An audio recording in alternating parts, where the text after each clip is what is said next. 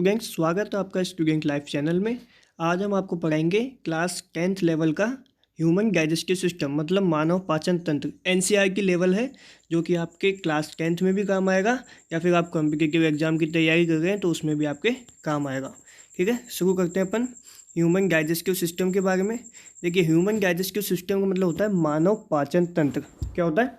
मानव पाचन तंत्र। अब देखिए, पाचन तंत्र पढ़ रहे हैं तो हमें सबसे पहले पाचन तंत्र की डेफिनेशन पता होनी चाहिए। अब देखिए, पाचन तंत्र क्या होता है? भोजन जो होता है, भोजन को पचाने के लिए हमारे शरीर के अंदर एक तंत्र बना होता है। वो तंत्र जो होता है वो विभिन्न अंगों से बना होता है। तो भोजन को पचाने के लिए जो तंत्र होता है उसको अपन बोलते हैं पाचन तंत्र। ठीक है, अब पाचन तंत्र की डेफिनेशन क्या हो गई? भोजन के अंतःग्रहण से लेकर भोजन के अंतःग्रहण से लेकर मल त्याग करने तक। भोजन के अंतःग्रहण का मतलब होता है मुख में लेना। भोजन के अंतःग्रहण से लेकर मल त्याग करने तक विभिन्न अंगों व ग्रंथियों से बना हुआ एक तंत्र होता है जिसको अपन क्या बोलते हैं? पाचन तंत्र। यहाँ तक को समझ में आ गया आपको बात? अब देखिए, पाचन तंत्र दो मुख्य घटकों से मिलकर बना होता है। कौन कौन से घटक होते हैं? पहला होता है आहार नाल और दूसरी कौन सी होती है? पाचन ग्रंथियाँ। ठीक है, अब आहार नाल की अपन बात करते हैं। देखो, आहार नाल जो होती है वो शुरू कहाँ से होती है? मुख से। कहाँ से शुरू होती है? मुख से। आहार नाल शुरुआत होती है मुख से और खत्म होती है मल द्वार पर। कहाँ पे खत्म होती है? मल द्वार पे खत्म हो जाती है। ठीक है, अब देखिए, आहार नाल जो होती है इसकी लंबाई कितनी होती है? आहार नाल की लंबाई होती है 8 से 10 मीटर लंबी। आहार नाल कितनी लंबी होती है? 8 से 10 मीटर लंबी होती है। आहार नाल देखो कौन कौन से अंगों से मिलकर बनी होती है। आहार नाल देखो, मुख, ग्रसनी, ग्रासनली, अमाशय, छोटी आंत, बड़ी आंत और मलद्वार, इन 7 अंगों से मिलकर बनी होती है हमारी आहार नाल। ठीक है, वापस रिपीट कर देता हूँ। मुख, ग्रसनी, ग्रासनली, अमाशय, छोटी आंत, बड़ी आंत, मलद्वार, इन 7 जो है मुख्य अंगों से मिलकर बनी होती है हमारी कौन? आहार नाल। ठीक है, अब इसके बाद आती है पाचन ग्रंथियाँ। क्या आती है? पाचन ग्रंथियाँ। देखो, 3 मुख्य पाचन ग्रंथि होती है। ठीक है, कौन कौन सी होती है वो? पहली होती है लाल ग्रंथि, दूसरी होती है यकृत ग्रंथि और तीसरी कौन सी होती है? अग्नाशय ग्रंथि। यहाँ तक समझ में आ गया? आहार नाल और पाचन ग्रंथि समझ में आ गई। अब अपन एक एक अंग को पढ़ेंगे। ठीक है, आगे चलते हैं। तो देखिए, आहार नाल का जो सबसे पहला भाग होता है वो कौन सा होता है? मुख होता है। कौन सा होता है? मुख। आहार नाल का सबसे प्रथम भाग होता है मुख। जो होती है इसकी संरचना कैसी होती है? इसकी संरचना होती है कटोरे नुमा। कैसी होती है? कटोरे नुमा इसकी संरचना होती है। देखिए, मुख जो होता है, मुख में ऊपर की तरफ कौन सा तालु स्थित होता है? कठोर तालु। कौन सा तालु? कठोर तालु कहाँ स्थित होता है? ऊपर की तरफ। और नीचे की तरफ कौन सा तालु होता है? कोमल तालु। तो मुख के ऊपर की तरफ कठोर तालु और नीचे की तरफ कोमल तालु स्थित होता है। ठीक है, अब देखिए, मुख जो होता है वो बाहर से 2 मांसल होठों से घिरा होता है। होठ जो होते हैं, तो मुख 2 होठों के द्वारा घिरा होता है और होठों का काम क्या होता है? होठों का काम होता है भोजन को पकड़ना। ठीक है, यहाँ तक हो गई बात। अब देखिए, मुख के अंदर ही एक संरचना आती है दांत। क्या आती है? दांत। दांत आपको पता है संख्या में कितने होते हैं? दांत होते हैं 32। मनुष्य के मुख में 32 दांत होते हैं। ठीक है, 16 होते हैं ऊपरी जबड़े के अंदर, 16 होते हैं निचले जबड़े के अंदर। ठीक है, दांत जो होते हैं वो किसके द्वारा स्थिर रहते हैं? दांत जो होते हैं वो मसूड़ों के द्वारा स्थिर रहते हैं। मतलब मसूड़े जो है वो दांतों को पकड़े रहते हैं ताकि दांत हिले नहीं। ठीक है, दांत जो होते हैं वो कैसे होते हैं? मनुष्य के जो दांत होते हैं वो कैसे होते हैं? द्विबारदंती। द्विबारदंती का मतलब क्या होता है? देखिए, द्विबारदंती का मतलब होता है जीवन काल में 2 बार आना। मतलब मनुष्य के दांत जीवन काल में कितनी बार आते हैं? 2 बार आते हैं। ठीक है, मनुष्य का जो दंत सूत्र होता है, देखिए, दंत सूत्र एक विशेष प्रकार का सूत्र होता है जो कि डिफाइन करता है किसको? दांतों की संख्या को। ठीक है, तो मनुष्य का जो दंत सूत्र होता है वो कितना होता है? 21-23/21-23। ठीक है, ये हो गए दांत के बारे में। अब दांत के बारे में और आगे पढ़े तो दांत कितने प्रकार के होते हैं? टाइप्स ऑफ टीथ की बात करें अपन तो दांत देखो 4 प्रकार के दांत होते हैं। कौन कौन से होते हैं? सबसे पहला आता है इंसाइजर। कौन सा आता है? इंसाइजर। इंसाइजर को हिंदी में बोलते हैं कृतनक। ठीक है, इंसाइजर संख्या में कितने होते हैं? इंसाइजर होते हैं संख्या के अंदर 8। कितने होते हैं? 8 होते हैं। 4 होते हैं ऊपरी जबड़े में और 4 होते हैं निचले जबड़े में। इंसाइजर का काम क्या होता है? इंसाइजर का काम होता है भोजन को काटने और कुतरने का भोजन को काम आता है। ठीक है, इसके बाद दूसरा दांत आता है कैनाइंस। कौन आता है? कैनाइंस आता है। कैनाइंस को हिंदी में बोलते हैं रदनक। कैनाइंस की संख्या कितनी होती है? कैनाइंस की संख्या होती है 4, 2 ऊपरी जबड़े में, 2 निचले जबड़े में। कैनाइंस का काम क्या होता है? इनका काम होता है भोजन को चीरने फाड़ने का काम होता है। ठीक है। इसके बाद आता है प्रीमोलर, जिसको बोलते हैं अग्रचयवर्णक। क्या बोलते हैं? अग्रचयवर्णक बोलते हैं। संख्या में कितने होते हैं? 8 होते हैं, 4 ऊपरी जबड़े में, 4 निचले जबड़े में। प्रीमोलर का काम क्या होता है? प्रीमोलर का काम होता है भोजन को चबाने का, मतलब भोजन को चबाने का काम कौन करेगा? प्रीमोलर दांत करेंगे। ठीक है। इसके बाद आता है मोलर। कौन आता है? मोलर आता है। मोलर मतलब चयवर्णक। संख्या में कितने होते हैं? 12। देखिए सबसे ज़्यादा जो दांत होते हैं वो कौन से होते हैं? मोलर होते हैं, जो कि संख्या में होते हैं 12। 6 ऊपरी जबड़े में, 6 निचले जबड़े में। इनका भी काम क्या होता है? ये भी क्या करते हैं? भोजन को चबाने में सहायक होते हैं। अब देखिए दोस्तों, मुख जो होता है उसके अंदर एक विशेष संरचना होती है जीभ। देखिए जो जीभ होती है उसका मुख्य कार्य क्या होता है? देखिए जीभ का मुख्य कार्य होता है भोजन के स्वाद को पहचानना। ठीक है। जीभ के ऊपर स्वाद अंकुर पाए जाते हैं, कुछ स्वाद अंकुर पाए जाते हैं जो कि करते हैं भोजन के स्वाद को पहचानने का काम करते हैं। ठीक है। देखिए जीभ का हर विशेष भाग हर विशेष स्वाद को पहचानने के लिए जिम्मेदार होता है। ठीक है। जीभ का जो आगे वाला भाग होता है, देखिए जीभ का ये देखिए वापस आ गए अपन। जीभ का जो आगे वाला भाग होता है वो मीठे के लिए, जीभ का जो मध्य वाला भाग होता है वो नमकीन के लिए, जीभ का जो पश्च भाग होता है वो कड़वे के लिए, और जीभ का जो पार्श्व भाग होता है वो खट्टे के लिए जिम्मेदार होता है। ठीक है। ये विशेष भाग है जो हमें स्वाद का एहसास दिलाते हैं। ठीक है। इसके बाद आते हैं अपन ग्रसनी पे। देखिए ग्रसनी जो है वो सबसे ज़्यादा इम्पोर्टेंट भाग है। क्यों है? देखिए ग्रसनी इस वजह से इम्पोर्टेंट भाग है क्योंकि यह ग्रासनाल और श्वासनाल के मध्य का क्या होता है? कॉमन स्थान होता है। ग्रासनाल मतलब जो भोजन की नली होती है, और श्वासनाल मतलब जो श्वास लेने की नली होती है। इन दोनों के मध्य का जो सबसे कॉमन स्थान होता है वो कौन सा होता है? अपनी ग्रसनी होती है। ठीक है। इसकी संरचना कैसी होती है? ग्रसनी की संरचना होती है कीपनुमा। कैसी होती है? कीपनुमा संरचना होती है। ठीक है। जो कि मुख के पश्च भाग से जुड़ी होती है, मुख के पीछे भाग से जुड़ी कौन होती है? ग्रसनी होती है। ग्रसनी को कितने भागों में बांट सकते हैं? ग्रसनी को कितने भागों में बांटा गया है? 3 भागों के अंदर। कितने भागों के अंदर? 3 भागों के अंदर बांटा गया है। कौन कौन सी है? पहली आती है नासा ग्रसनी, दूसरी आती है मुख ग्रसनी, और तीसरी कौन सी आती है? अधो ग्रसनी आती है। कोई दिक्कत? अब देखिए आगे चलते हैं। ग्रसनी के बाद स्टार्ट होती है अपनी ग्रास नली। ठीक है। ग्रास नली मतलब भोजन की नली। ठीक है। भोजन जो होता है वो ग्रसनी के बाद कहाँ पे आ जाता है? ग्रास नली के अंदर आ जाता है। ग्रास नली की लंबाई कितनी होती है? ग्रास नली की लंबाई होती है 25 सेंटीमीटर। कितनी होती है? 25 सेंटीमीटर इसकी लंबाई होती है। ग्रास नली का मुख्य कार्य क्या होता है? देखिए ग्रास नली का मुख्य कार्य होता है भोजन को मुख से अमाशय तक पहुंचाना। भोजन को जो मुंह है, अपना मुंह है, वहां से अमाशय तक पहुंचाने का काम कौन करेगा? ग्रास नली करेगी। कौन करेगा? ग्रास नली करेगी। ठीक है। अब देखिए ग्रास नली जो होती है, ग्रास नली के शीर्ष पर एक एपिग्लोटिस नाम का ढक्कन लगा होता है। कौन लगा होता है? एपिग्लोटिस नाम का एक ढक्कन लगा होता है जो कि क्या काम करता है? भोजन को श्वास नली में जाने से रोकता है। मतलब अपन खाना खा रहे हैं, खाना खाते समय अपन जब श्वास लेते हैं तो भोजन को श्वास नली में जाने से रोकने का काम कौन करेगा? एपिग्लोटिस करेगा। कौन करेगा? एपिग्लोटिस करेगा। एपिग्लोटिस स्थित कहाँ होता है? एपिग्लोटिस ग्रास नली के शीर्ष पर स्थित होता है। यहाँ तक समझ में आ गया? एपिग्लोटिस कहाँ स्थित होता है? ग्रास नली के शीर्ष पर।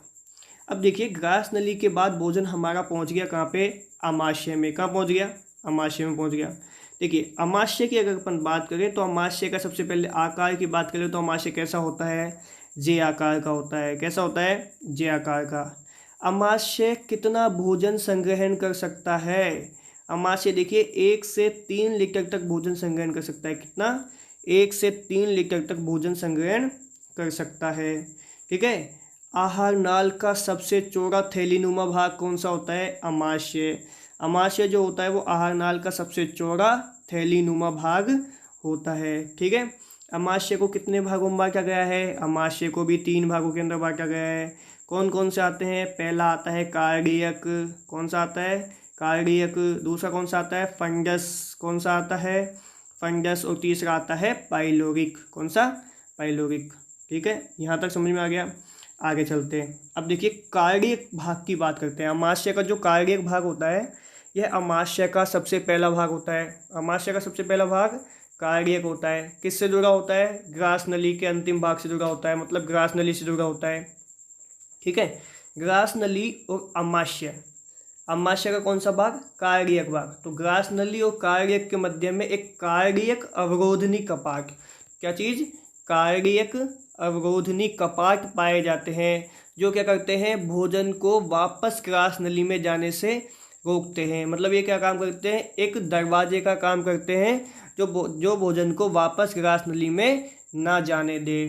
ठीक है, अब बात आती है फंगस की। किसकी बात आती है? फंगस की बात आती है। फंगस जो होता है, देखिए फंगस जो होता है अमाशय का कौन सा भाग है? मध्य भाग है। फंगस अमाशय का कौन सा भाग है? मध्य भाग है। ठीक है, अमाशय का कौन सा भाग बनाता है? 80% भाग। अमाशय का 80% भाग कौन बनाता है? फंगस बनाता है। कौन बनाता है? फंगस बनाता है। देखिए जो फंगस भाग है अमाशय का, इसके अंदर विभिन्न पाचक रसों का स्त्रवण होता है। किसका होता है? विभिन्न पाचक रसों का स्त्रवण किस में होता है? फंगस के अंदर होता है। ठीक है, ये क्या करता है? भोजन को पचाने में मदद करते हैं। इसके बाद देखिए तीसरा भाग आता है पाइलोरिक। कौन सा आता है? पाइलोरिक भाग आता है। पाइलोरिक जो होता है वो अमाशय का सबसे अंतिम भाग होता है। कौन सा होता है? अमाशय का सबसे अंतिम भाग होता है। कहाँ जुड़ा होता है? छोटी आंत से जुड़ा होता है। किससे? छोटी आंत से जुड़ा होता है। अब पाइलोरिक और छोटी आंत के मध्य में भी एक कपाट पाया जाता है, जिसको अपन बोलते हैं पाइलोरिक अवरोधनी कपाट। क्या बोलते हैं? पाइलोरिक अवरोधनी कपाट बोलते हैं, जो क्या काम करता है? भोजन को पचने से पूर्व, मतलब जब भोजन का पाचन हो रहा होता है, भोजन का पाचन पूर्ण रूप से नहीं हुआ हो, ठीक है, तो भोजन को पचने से पूर्व छोटी आंत में जाने से रोकता है। ये जब तक भोजन को अमाशय में रोक के रखेगा जब तक भोजन का पाचन नहीं हो जाता, मतलब पिस नहीं जाता भोजन। ठीक है, अमाशय जो होता है वो एक मिक्सर की तरह काम करता है, भोजन को पीसने का काम करता है, भोजन के पाचन का काम करता है। ठीक है, अब देखिए हमारे शरीर के अंदर जो हम भोजन लेते हैं, भोजन के अंदर कार्बोहाइड्रेट होता है, प्रोटीन होती है और फैट होती है, मतलब वसा होती है। तो इन सभी का एक अलग अलग टाइम होता है जो अमाशय के अंदर भोजन का पाचन करते हैं। देखिए अमाशय में कार्बोहाइड्रेट का पाचन लगभग 1 से 2 घंटे के मध्य में हो जाता है। ठीक है, प्रोटीन का पाचन 3 घंटे के अंदर होता है और वसा का पाचन लगभग 3 से 6 घंटे के बीच में वसा का पाचन होता है। मतलब फैट जो होता है वो सबसे लेट पचता है। ठीक है, इसी वजह से बोलते हैं कि फैट जो है उसको पचने में टाइम लगता है। ठीक है, आगे चलते हैं। अब छोटी आंत सबसे इम्पोर्टेंट भाग आया। देखिए आहार नाल का जो सबसे इम्पोर्टेंट भाग माना जाता है वो छोटी आंत को माना जाता है। क्यों? देखिए क्योंकि आहार नाल का सबसे लंबा भाग होता है। पहली बात, इसकी लंबाई कितनी होती है? इसकी लंबाई होती है 6 मीटर। कितनी होती है? 6 मीटर इसकी लंबाई होती है। आहार नाल का सबसे लंबा भाग होता है और सबसे ज़्यादा इम्पोर्टेंट, इस अंग के द्वारा क्या काम किया जाता है? इस अंग के द्वारा भोजन का सर्वाधिक पाचन व अवशोषण होता है। देखिए सबसे मोस्ट इम्पोर्टेंट बात है कि भोजन का सर्वाधिक पाचन व अवशोषण कहाँ पे होता है? छोटी आंत में होता है। कौन सा भाग करता है? छोटी आंत करता है। ठीक है, अब देखिए आगे, छोटी आंत को भी कितने भागों के अंदर बांटा गया है? छोटी आंत को भी 3 भागों के अंदर बांटा गया है। कौन कौन से में है? देखिए ड्यूडेनम, जेजुनम और इलियम। ठीक है, ड्यूडेनम मतलब होता है ग्रहणी, जेजुनम मतलब अग्रशुद्रांत और इलियम मतलब शुद्रांत। ठीक है, अब देखिए अपन ड्यूडेनम की बात करते हैं, मतलब ग्रहणी की अगर अपन बात करें तो ग्रहणी जो होता है वो छोटी आंत का पहला भाग होता है और सबसे छोटा भाग होता है। छोटी आंत का पहला और सबसे छोटा भाग कौन सा हो गया? ग्रहणी हो गया। ठीक है, आकार कैसा होता है? ये सी आकार का होता है। कैसा होता है? सी आकार का होता है। इसके बाद आता है अग्रशुद्रांत। कौन सा आता है? अग्रशुद्रांत आता है। अग्रशुद्रांत जो होता है वो छोटी आंत का मध्य भाग होता है। कौन सा होता है? छोटी आंत का मध्य भाग होता है। और सबसे कुंडलित भाग, छोटी आंत का जो सबसे कुंडलित भाग होता है वो भी कौन सा होता है? अग्रशुद्रांत होता है। कौन सा होता है? अग्रशुद्रांत होता है। इस जो अग्रशुद्रांत भाग है इसके अंदर क्या होता है? इसमें पचित आहार रस का अवशोषण होता है। इसके अंदर क्या होता है? जो भी भोजन पचा है उसका अवशोषण कहाँ पे होगा? अग्रशुद्रांत के अंदर होगा। ठीक है, और अवशोषण का कार्य कौन करता है? आंत्र कोशिकाएं करती है। कौन करता है? आंत्र कोशिकाएं, इंटेस्टाइन सेल करती है। आ गई बात समझ में? अब देखिए इसके आगे बढ़ते हैं अपन शुद्रांत की तरफ। इलियम की तरफ। देखिए जो इलियम पार्ट होता है छोटी आंत का, स्मॉल इंटेस्टाइन का इलियम पार्ट सबसे अंतिम भाग होता है। ठीक है, इलियम जो होता है वो सबसे अंतिम भाग होता है किसका, स्मॉल इंटेस्टाइन का, मतलब छोटी आंत का। अब देखिए इसमें क्या होता है, ये जो इलियम भाग है इसके अंदर पित्त लवण और विटामिन, क्या क्या बोला मैंने, पित्त लवण और विटामिन का क्या होता है, अवशोषण होता है। ठीक है, इनका अवशोषण इसमें क्यों होता है, क्योंकि ये क्या होता है, अकृशुद्रांत के द्वारा अवशोषित नहीं हो पाते हैं। ठीक है, इस वजह से इनका अवशोषण कहाँ होता है, शुद्रांत भाग में होता है। अब देखिए छोटी आंत का सबसे लंबा भाग भी कौन सा होता है, छोटी आंत का सबसे लंबा भाग होता है शुद्रांत। कौन सा होता है, शुद्रांत। सबसे छोटा गृहिणी, सबसे लंबा शुद्रांत और सबसे कुंडलित अग्रशुद्रांत। ये अपनी हो गई छोटी आंत। कोई दिक्कत यहाँ तक नहीं आई होगी। आगे बढ़ते हैं अपन बड़ी आंत की तरफ। अब देखिए बड़ी आंत जो है वो लंबाई में छोटी आंत से क्या होती है, छोटी होती है। मतलब इसका नाम तो बड़ी आंत है, लेकिन ये क्या होता है, लंबाई में छोटी आंत से छोटी होती है, परंतु व्यास में क्या होती है, ये बड़ी होती है। ध्यान रखना, व्यास में बड़ी आंत बड़ी होती है, परंतु लंबाई में क्या होती है, ये छोटी आंत से छोटी होती है। बड़ी आंत की लंबाई कितनी होती है, बड़ी आंत की जो लंबाई होती है वो लगभग 1.5 मीटर होती है। कितनी होती है, लगभग 1.5 मीटर के आसपास होती है। अब देखिए बड़ी आंत जो होती है इसके अंदर विशेष प्रकार के जीवाणु पाए जाते हैं, कुछ बैक्टीरिया पाए जाते हैं जो कि क्या काम करते हैं, किण्वन क्रिया का काम करते हैं। किण्वन मतलब फर्मेंटेशन। ठीक है, जो बड़ी आंत है इसके अंदर विशेष प्रकार के बैक्टीरिया पाए जाते हैं जो कि फर्मेंटेशन का काम करते हैं, और फर्मेंटेशन के द्वारा क्या करते हैं, भोजन का पाचन करते हैं। ठीक है, तो हमारे आंत के अंदर भी कुछ बैक्टीरिया पाए जाते हैं जो कि भोजन के पाचन में मदद करते हैं। ठीक है, अब बड़ी आंत का जो सबसे इम्पोर्टेंट भाग, सबसे इम्पोर्टेंट कार्य क्या होता है, इसका सबसे इम्पोर्टेंट कार्य, इसका इम्पोर्टेंट कार्य होता है जल और खनिज लवणों का अवशोषण करना। किसका करना, जल व खनिज लवणों का अवशोषण कौन करता है, बड़ी आंत करती है। कौन करता है, बड़ी आंत करती है। अब बड़ी आंत को कितने भागों में बांटें, बड़ी आंत को भी 3 भागों के अंदर बांट दिया। कितने भागों में, 3 भागों में। पहला कौन सा आया है, सीकम। कौन सा आया है, सीकम। दूसरा कोलोन, और तीसरा कौन सा आया है, रेक्टम। रेक्टम मतलब मलाशय। अब देखिए सीकम की अगर अपन बात करें तो सीकम जो होता है ये पचित आहार रस का अवशोषण करता है। सीकम का क्या काम होता है, सीकम का काम होता है पचित आहार रस का अवशोषण करना। अवशोषण कौन करेगा, सीकम करेगा। इसके देखो सीकम जो होता है इसके लास्ट में एक ऐसा भाग पाया जाता है जो कि हमारे शरीर का क्या है, अवशेषीय अंग है। ठीक है, इस अवशेषीय अंग का नाम क्या है, वर्मीफॉर्म अपेंडिक्स। नाम सुना होगा आपने अपेंडिक्स का। जो अपेंडिक्स होता है, ठीक है, वर्मीफॉर्म अपेंडिक्स होता है, ये हमारे शरीर का अवशेषीय अंग है। ठीक है, कोलोन की अगर अपन बात करें तो कोलोन जो होता है वो उल्टे यू आकार का होता है। कैसा होता है, उल्टे यू आकार का होता है। लंबाई कितनी होती है, कोलोन की लंबाई होती है 1.3 मीटर। कोलोन जो नली होती है वो लगभग 1.3 मीटर लंबी नली होती है। ठीक है, और इसका काम होता है जल और मिनरल्स का संरक्षण कर मल को बनाना। मतलब जो भी मल बना है उसमें से क्या क्या चीज़ निकालना, जल निकालना और मिनरल्स निकालना, ताकि पानी की कम से कम और मिनरल्स की कम से कम हानि हो। ठीक है, ज़्यादा हानि पानी की नहीं हो। यहाँ तक बात आ गई समझ में। सीकम हो गया, कोलोन हो गया। अब बात करते हैं अपन मलाशय की। किसकी, मलाशय की। अब देखिए जो मलाशय होता है वो आहार नाल का सबसे अंतिम भाग होता है। ठीक है, आहार नाल का सबसे अंतिम भाग कौन सा होता है, मलाशय।